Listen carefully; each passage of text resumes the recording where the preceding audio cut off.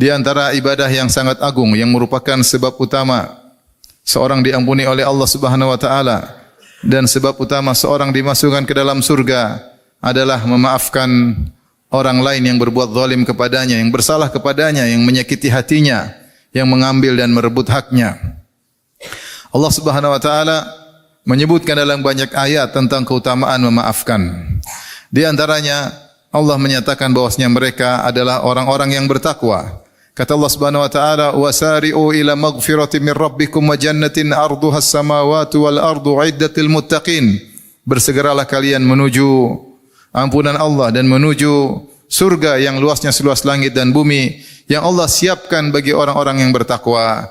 Siapakah orang bertakwa tersebut? Kata Allah Subhanahu wa taala, "Alladzina yunfiquna fis sarra'i wad dharra'i wal kadhiminal ghaidz wal 'afina 'anil nas." Yaitu orang-orang yang senantiasa berinfak dalam kondisi lapang maupun dalam kondisi sulit, mereka tetap berinfak. Wal kadhiminal ghaidz, dan orang-orang yang meredam amarah. Wal 'afina 'anil nas, dan orang-orang yang maafkan orang lain. Demikian juga bahwasanya orang-orang yang memaafkan maka mereka adalah orang-orang yang muhsinin. Kata Allah Subhanahu wa taala melanjutkan ayat tersebut, "Wallahu yuhibbul muhsinin." Allah mencintai orang-orang yang berbuat ihsan.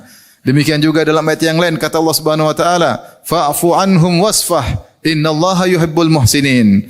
Maafkanlah dan berlapang dadalah, sungguhnya Allah mencintai orang yang berbuat ihsan.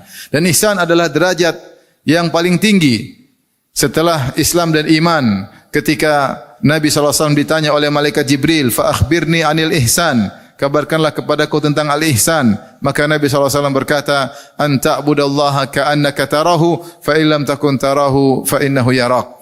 Engkau beribadah kepada Allah seakan-akan engkau melihat Allah. Jika tidak mampu kau melihat Allah, yakinlah Allah melihatmu. Itu seorang yang meyakini bahwasanya Allah senantiasa menguasinya, Allah senantiasa menilainya, maka dia akan mudah memaafkan karena dia tahu dalam memaafkan sangat besar ganjaran yang akan Allah berikan. Demikian juga orang yang maafkan maka akan dicintai oleh Allah Subhanahu wa taala. Karena dalam ayat tadi Allah berfirman, "Wallahu yuhibbul muhsinin." Allah mencintai orang-orang yang berbuat ihsan. Di antaranya adalah orang-orang yang memaafkan orang lain. Orang yang memaafkan orang lain dia telah berbuat baik kepada orang yang menzaliminya tersebut. Maka ketika dia berbuat baik kepada orang lain, maka Allah pun mencintainya.